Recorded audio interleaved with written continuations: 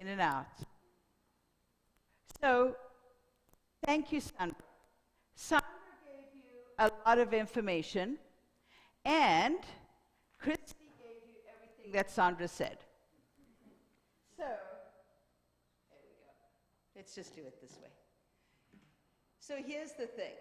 As a reverend, you get, especially a spiritual director of the center, which I am, thank you very much, you get to ask for what you would like on a Sunday morning.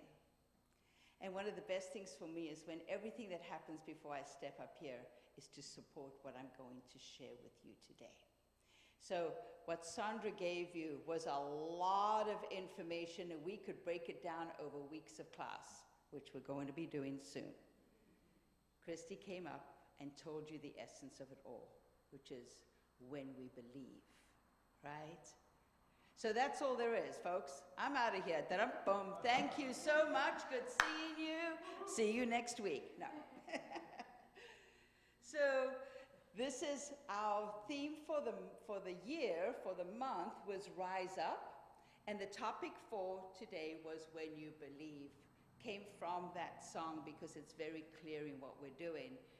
And everything that we tie in is all related to this one essence that we call the thing itself, which is God. And we all know God differently.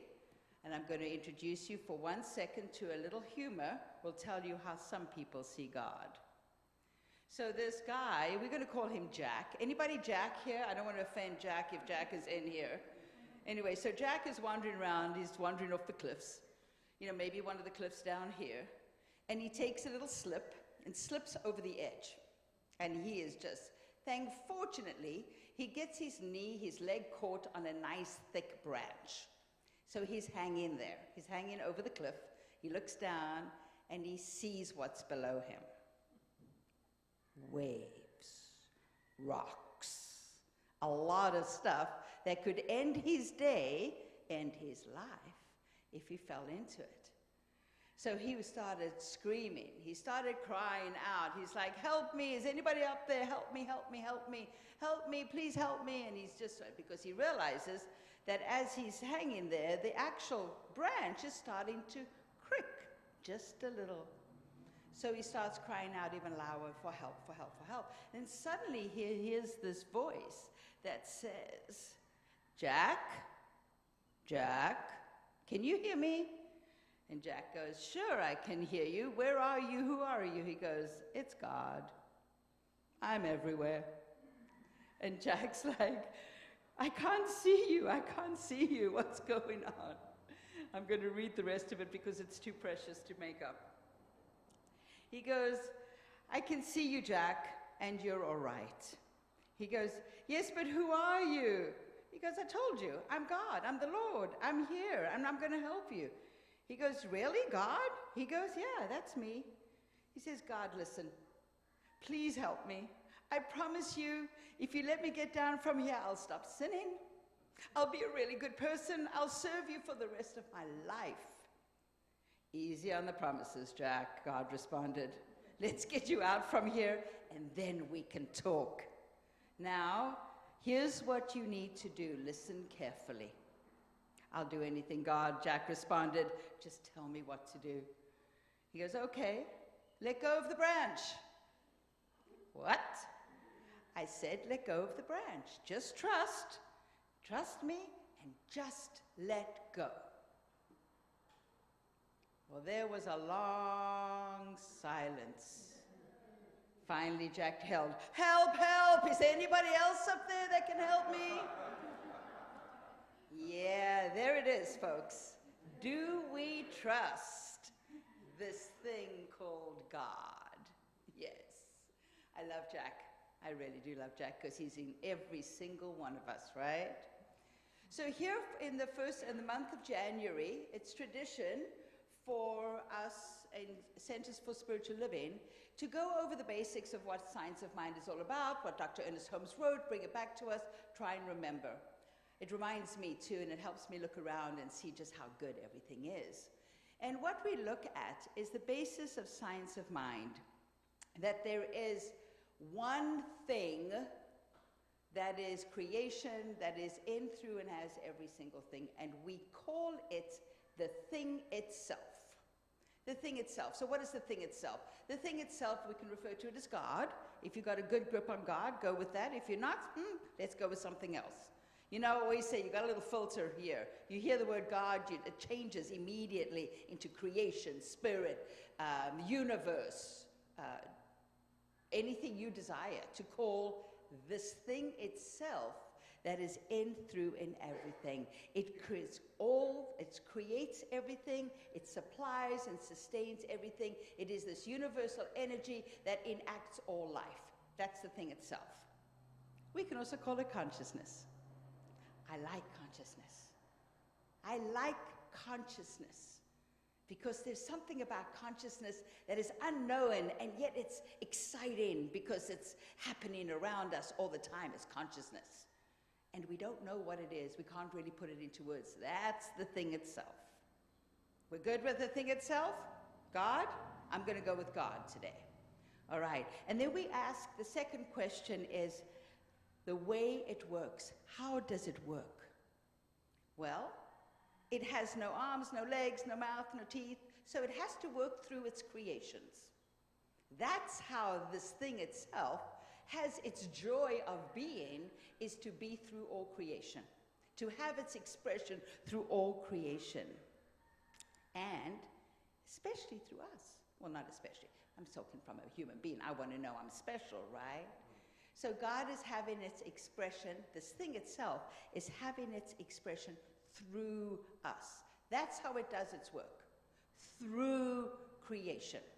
Whether you're a beautiful flower that is attracting the bees that get the honey, the pollen to make the honey that feeds, it doesn't matter what it is. If it's a human being bringing forth another life, or the bee, it is still God having its way through creation. So that's the way it works. What does it do? What does it actually do? How does it do this work? Well, what it does, it's a responsive energy. We can't change it, like Sandra said. It is there. It's always there. It's like the sun shining behind the clouds. It's always there. You cannot change that. But it can change, especially in the human form, it responds to us. It's a responsive energy. So you go, well, what the heck is that? Well, that comes up to the last and the most important thing. How can we use it? How does it truly work? And so we use it most often through our thoughts, through our belief system. And just so that you all know, there is a class coming up in February that is called Change Your Thinking, Change Your Life, which is literally the catchphrase for Science of Mind. Change your thinking, change your life. And this is how it works. This is part of how it works. So we can use it by creating our thoughts and our beliefs. It's for us. It is always there, just waiting for us to go, I can have a new thought. It goes, there you are. It's there for you. This is what it supplies, it supports, it sustains, it maintains every single thing we do, think, feel, and experience. You've heard that in my prayer time and time again, because I cannot not say it, because this is the truth of how it works in and through us. But what we want to know most importantly is that it is always conspiring for our best and highest good. I'm going to say that again. It's always conspiring for our best and highest good. And somebody goes, well, if my best and highest good is somebody else's bad, oh, no. Let's let that one go. We're not going to do that, because your best and highest good is always going to come forward completely irrelevant to anybody else that's going on. You can say, well, hang on a second. My best and highest good is to have that traffic light green. Why is it red? Anybody? Yeah. Well, think about this. If everybody had a green light, would that be your best and highest good? I don't think so. I think it'd be a little chaotic. So we do have this thing within the thing itself that is called divine right order. So even though we don't believe that everything is preordained and everything's going to happen, there is an orderly system to this, which gives us a lot of hope, because sometimes we're in the middle of a lot of doo-doo and we're like, well, how is this my best and highest good? Trust it. Always trust it. You know, we've referred to the pony and the poop, but just trust the fact that even at the times where things came completely out of whack, the universe is still conspiring for your best and highest good. Now here's the rub. There's always got to be a rub. The universe is also going to give you whatever it is you're asking for. What are you believing? What do you want? And sometimes what we think we're asking for and what we truly are getting doesn't look the same. Well, we can say things in our head that haven't fallen into our heart or our belief system. There's often times where we don't believe that we deserve what it is we're asking for. So when you hear that statement, I am ... but everything after the but is what you're going to get. Because there is the key. You can say this beautiful affirmation that sounds wonderful, and you've got it down after years and years of trying, and then there's a but. I don't think I deserve it. Well, that's what you're going to get. Everything, because that's the belief behind it all. There is the rub. So we know that this thing itself will give with no bias.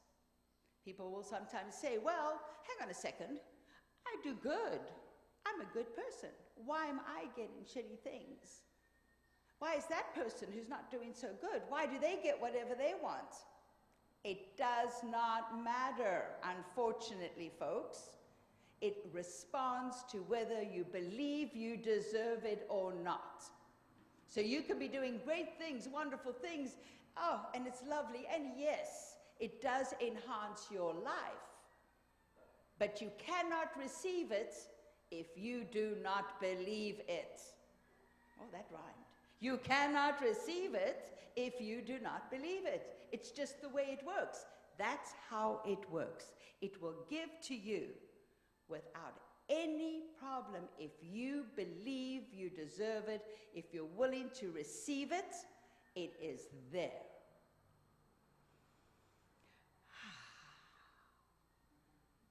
Da, da, da, da, da, da, da, da, da. There's the musical break. All right. So you can see that everything that Sandra was reading is all these ideas behind this fact of why do we deserve this? Why do we receive it? Because our birthright is our breath. That you are breathing means that you deserve to receive all of your good. It's easy. Let's not make this difficult. It's very, very easy. Anybody think this work is difficult and complicated? Yeah? Anybody try to read the Science of Mind textbook? Yeah. Dr. Holmes put a tremendous amount of time in the analysis and the research and everything he did to bring forward this philosophy and this teaching. And if you've ever tried to read it the first time out, you will get maybe through 2 pages and go, maybe in a century I'll pick that one up again. I did. I put it aside for, many, many years. But I was reading other things of his. I was getting into the teaching a little bit deeper. So when I picked it back up again, now it started to make more sense. We still get to places in the book where you're like, what the heck was he trying to say? But now we understand the basis of all the philosophy. It's just this. There is a power in the universe greater than you are, or we are, and we get to use it. There's a power in the universe greater than we are, and we get to use it. Why? Because it wants us to. It's here. We're here for the joy of God. It's like, come on, go live that best life possible. Receive everything I can possibly give you. Open your hearts, open your minds, and believe that you deserve this. Believe that it's possible. Because when you believe, miracles happen. When you believe, it opens your heart and your mind to do it.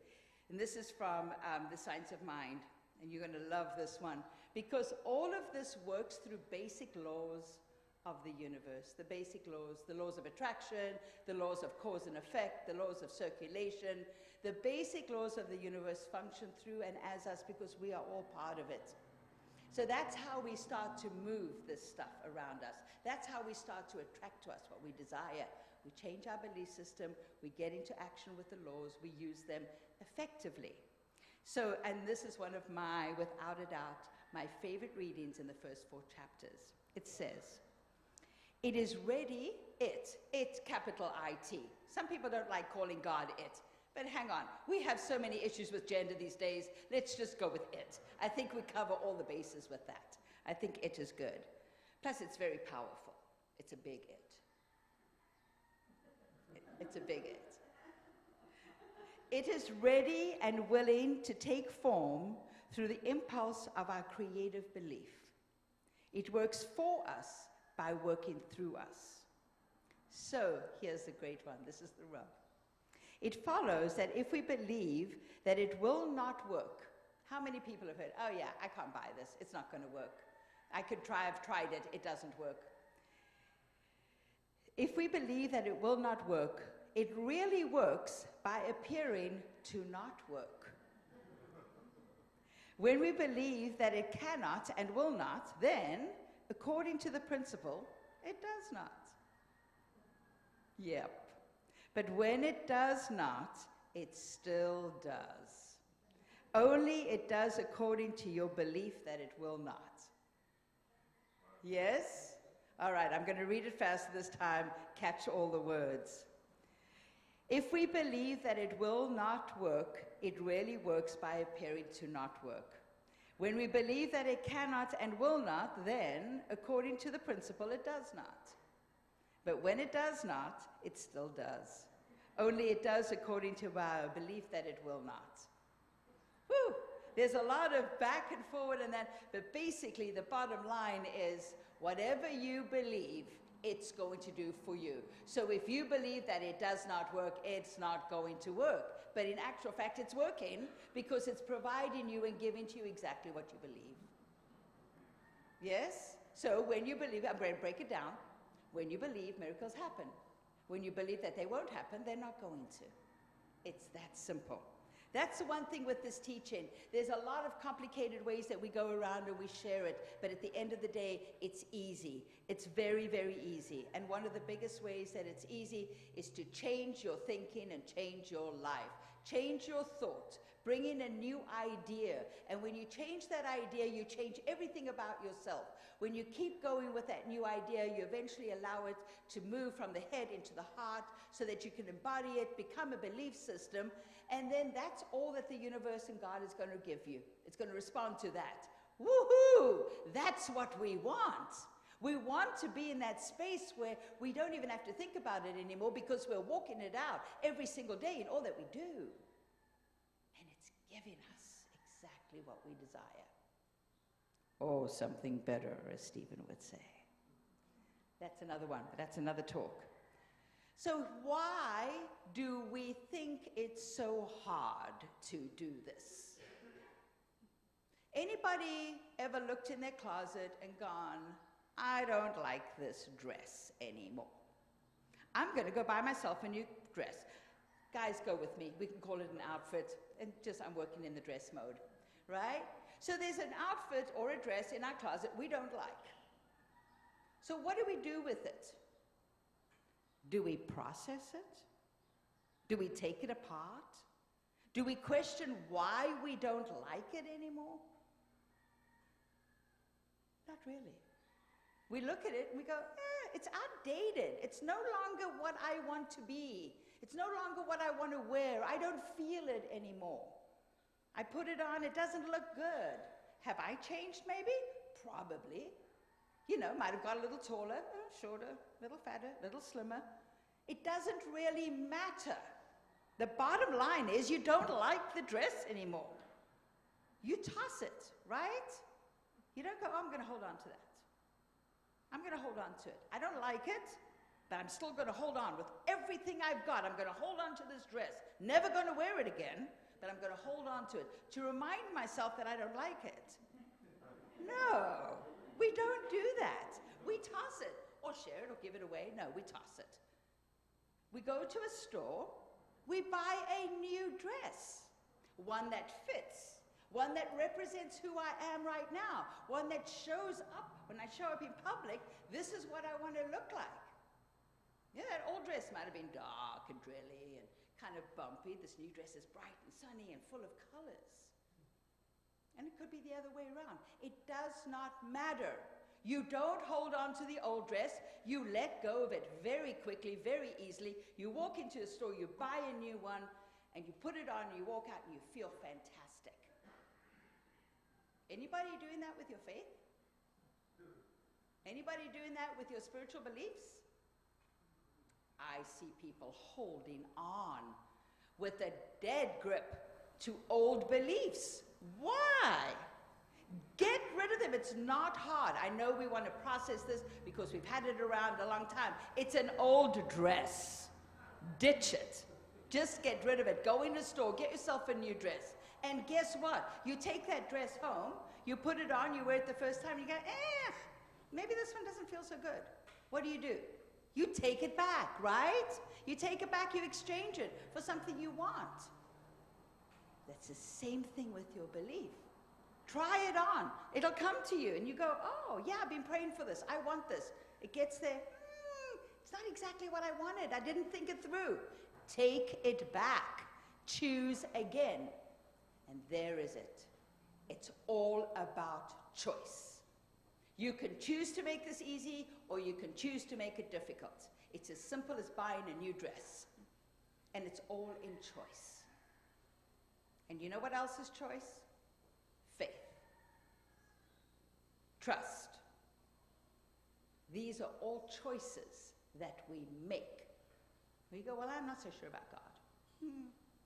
I've tried him out. Doesn't work too well for me. Okay. But you can have a choice to try again. You can have a choice to do things differently. You choose. You can choose faith. Why do you choose faith? Because sometimes we don't know. When you order that dress online, you have no idea what it's going to look like, but you have a strong enough faith that it's going to show up exactly the way you desire it, right? Most of the time it does. But you have to have faith that it's going to happen. And faith, when we look at faith, it's quoted in the glossary as faith is the substance of things hoped for, the evidence of things not seen. So we can't see God. We can feel God. We can feel the effect of God in our lives. But we have to have faith that we are held in that incredible energy and presence that is conspiring for our highest good. And doing that is going to say, go buy the new dress. Don't get stuck in that shabby old thing that you don't want to wear anymore. Go get yourself a new dress. You can, and you should, and you can choose to do it. And when you do, and when you believe that you deserve that new dress, miracles can happen because you believe. Yes? Good. So part of it is letting go of the old belief and trusting that you are held in your highest good. So in closing, I better have it here. Here it is. Whew, I had a moment. Learning How to Float by Mark Nepo. When first learning how to swim, I didn't trust the deep. No matter how many assuring voices I heard from shore, I strained and flapped to keep my chin above the surface. It exhausted me, and only when exhausted did I relax enough to immerse myself to the point that I could feel the cradle of the deep keep me afloat. I've come to understand that this is the struggle we all replay between doubt and faith. When trust thrust into a situation over my head, Our reflex is to fight with all our might the terrible feeling that we're sinking. Yet the more we resist, the more we feel our own weight and wear ourselves out. At times like this, I remember learning to float. Mysteriously, it required letting almost all of me rest below the surface before the deep would hold me up. It seems to me that the practice of finding our faith is much like that. We need to rest enough of ourselves below the surface of things until we find ourselves upheld. This is very hard to do, but the essence of trust is believing you will be held up if you let go. And though we can practice relaxing our fears and meeting the deep, there's no real way to prepare for letting go other than to just let go. Go buy the dress. Once immersed, once below the surface, it is not by chance that things slow down, get clear, and feel weightless. Perhaps faith is nothing more than taking the risk to rest below the surface. That we can't stay there only affirms that we must choose the deep again and again in order to live fully. We must move through the sense of sinking before being upheld, is what trust in the universe is all about. That we must move through the sense of sinking before being upheld is what trust and faith in the universe is all about. So it is.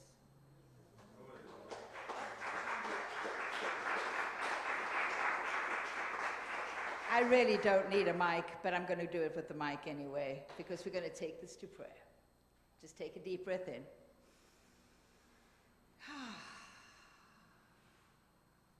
And as we breathe in this beautiful air, we recognize that this is the breath of life. This is our birthright, being affirmed for us every second of every day. This is where we lean in and recognize that the divine is saying yes, yes, yes to everything your heart desires, yes to everything you would like to experience, yes, yes, and yes again. For your birthright, you deserve in it is because you breathe.